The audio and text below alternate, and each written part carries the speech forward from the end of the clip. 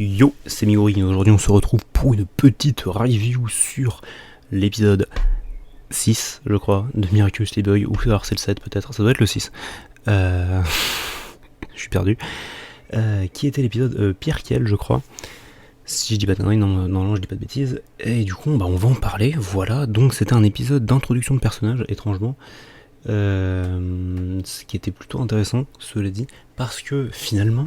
la bonne nouvelle de cet épisode, ou la mauvaise nouvelle pour certains, c'est qu'on a revu Chloé, donc Chloé Bourgeois finalement, qui est un personnage que j'apprécie particulièrement, d'abord parce que c'est une petite merde avec tout le monde, et ça me fait juste trop rire, voilà, et on l'avait pas vu depuis le début de la saison, donc c'est un peu triste, mais voilà, elle est là, elle est présente, elle est incroyable, et ouais, voilà, du coup là, du coup, dans cet épisode, on rencontre Zoé, il me semble, qui est le nom de sa sœur.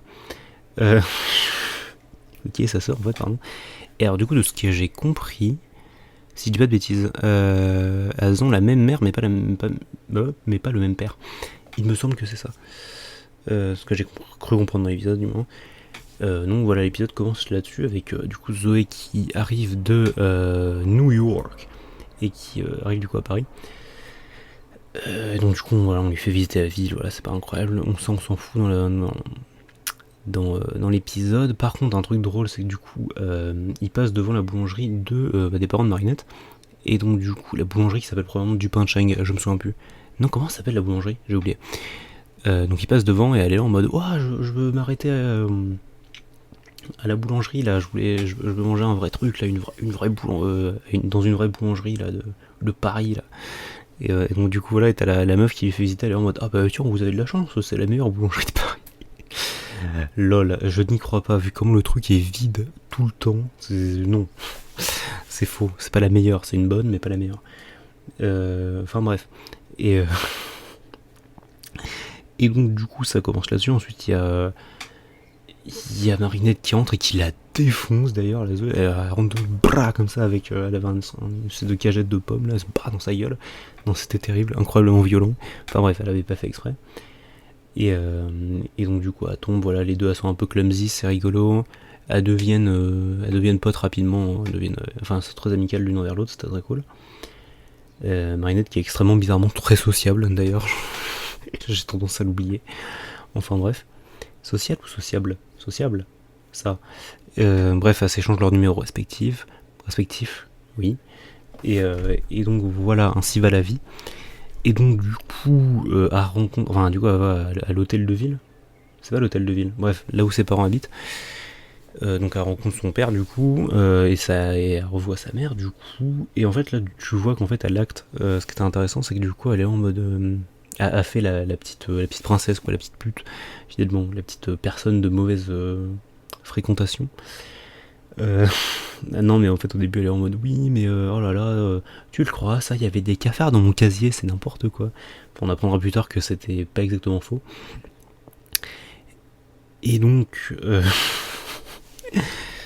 Pardon, j'essaye de tout recalquer dans ma tête là parce que je viens juste de voir l'épisode, mais bon, bref, ce n'est pas important. Juste après ça, du coup, donc elle rencontre Chloé, forcément. Chloé qui est insupportable d'ailleurs, qui est vraiment horrible avec elle. Mais elle dit des trucs intéressants dans son personnage, je veux dire. Donc voilà, c'est Chloé. Hein. Donc du coup, elle fait sa petite princesse, quoi. Mais elle explique qu'elle est...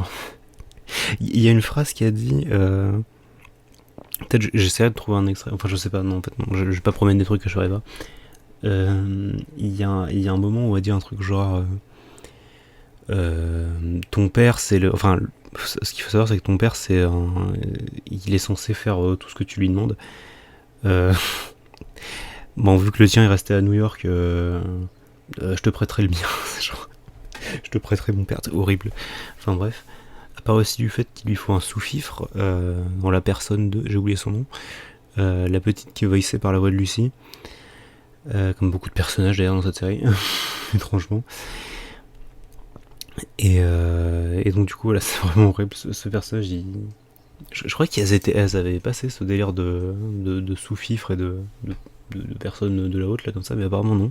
Enfin de relations toxiques quoi, mais apparemment non. Mais enfin. Et donc voilà, ce qui est intéressant dans cette dynamique, pardon, c'est que en fait Zoé va essayer de plaire en fait finalement à Chloé et à sa famille en fait, en parlant comme eux, en se comportant comme eux, enfin, voilà, et du coup ça lui réussit pas parce qu'en fait elle aime pas ça du tout, ça se ressent, notamment quand elles arrivent au collège ou au lycée ou peu importe à l'établissement. Euh, enfin voilà, mais en même temps ça dure pas très longtemps ce petit passage. Et donc, il y avait un délire avec des godasses aussi, le fait que les godasses enfin les pompes finalement de Zoé sont pas très belles, mais elles ont une valeur sentimentale finalement.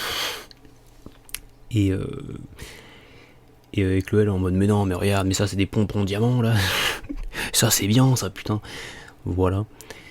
Et donc ça part comme ça, et donc du coup, donc après du coup il y a Zoé qui break down parce que voilà c'est pas cool ce qui lui arrive, tout ça, voilà. Ensuite il y a le père de Chloé du coup qui arrive et qui est en mode mais tu sais moi aussi il m'est arrivé des trucs pas cool, et puis regarde j'ai une boîte à secrets. En fait parce que le père de Chloé, en fait le maire, mais du coup voulait être metteur en scène je crois, ou du moins on voulait travailler dans le cinéma quoi, être scénariste tout ça. Et donc du coup, il est en mode, il y aura peut-être une place pour tes godasses, et du coup elle met les godasses dedans. Voilà. Et donc du coup, ce sentiment de devoir se cacher, de ne pas être, comment dire, enfin de devoir, bah voilà quoi, genre se foutre dans une norme alors que t'es pas dans la norme. C'est pas exactement ce que je veux dire comme ça. Essayer de vouloir ressembler à quelqu'un, mais genre être forcé quand tu peux pas être toi-même, c'est relou. Voilà. Non mais j'essaye. Ah putain de merde, ça part dans tous les sens cette review. Voilà, donc c'est ce sentiment-là qui fait que du coup le papillon se dit, il y a du business.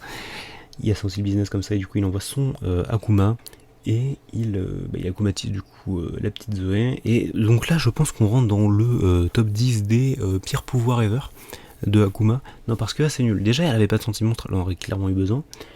Parce que du coup son pouvoir c'est d'écraser les autres sous ses semelles, de toucher les gens avec ses semelles pour les absorber, les faire disparaître. Et ouais, c'est nul. Enfin, c'est nul. Et du coup, quand elle en fait. Enfin, plus elle le fait, plus elle grandit. Ça c'est ok, mais. Et voilà quoi. Et du coup, sa force grandit avec sa taille, ce qui est très bizarre, et je crois que c'est même pas physique, mais. Enfin, du moins, dans Ant-Man, ils expliquent que c'est pas physique, mais bref.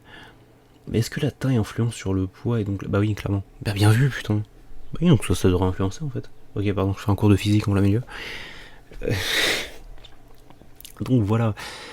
Et l'Akuma d'ailleurs, ce qui était très étrange, c'est que l'Akuma se met sur un objet qui n'est pas sur Zoé. Donc c'est-à-dire l'Akuma va se foutre dans les godasses, qui sont du coup dans l'espèce de petite boîte à secrets, ce que j'ai trouvé très étrange. Enfin bref. Donc il y a Chloé qui s'enfuit du coup parce qu'elle va pour se faire écraser quoi, c'est chaud. Ensuite elle rencontre Marinette chez elle directement parce que voilà, d'ailleurs elle a donné les parents de Marinette à bouffer à Pierre Kell, du coup c'est le nom de l'Akuma, je vais pas en parler. Et donc voilà.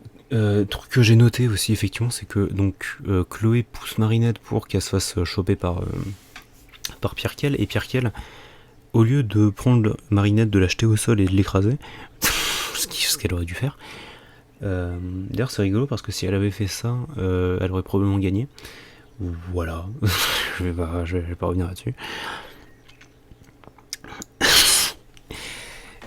Ce que je veux dire, c'est que du coup voilà, forcément c'est le personnage principal, donc forcément elle survit.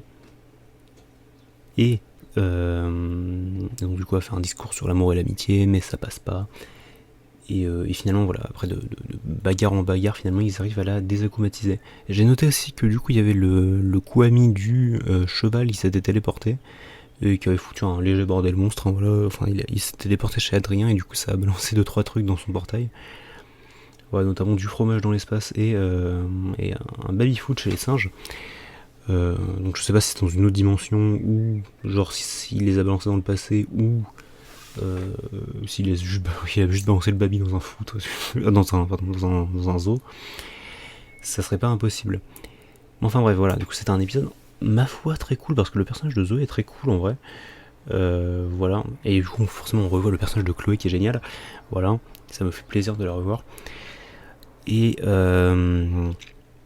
putain, il y avait Luca aussi, forcément qu'on revoit, c'était cool. Voilà, ça m'a manqué un peu de voir sa petite bouille. Mais voilà, il était là, il y avait Julika et Rose aussi, bon voilà, comme d'habitude. C'est super, voilà. Bon, en tout cas, un épisode plutôt cool. En fait, dans ma tête, c'était l'épisode où on allait voir Queen Bee, mais version un peu spéciale. Je sais toujours pas ce que c'est ce délire, mais j'ai hâte de voir. C'est peut-être genre quand elle est en Queen Bee et qu'elle se fait accomatiser. J'en sais rien. Franchement, je sais pas, on va voir l'épisode vraiment. Voilà, donc du coup, c'est la fin de cette petite review. J'espère que ça vous aura plu. N'hésitez pas à vous abonner si ça vous plaît. Voilà, laissez un like, voilà, ça vous a fait plaisir. Dites-moi en commentaire ce que vous avez pensé de cette vidéo. Voilà, de toute façon, pour l'instant là, tout le monde a quitté la vidéo, mais bref. On se retrouve la semaine prochaine pour une autre review. Il y a une petite vidéo qui arrive, je crois, un truc un peu spécial. J'avais. Oui, oui, oui, il y a une petite vidéo qui parle de mon Twitch, plus ou moins. Voilà, donc n'hésitez pas à me suivre sur Twitch, d'ailleurs, c'est dans la description. Voilà. En tout cas, moi je vous laisse.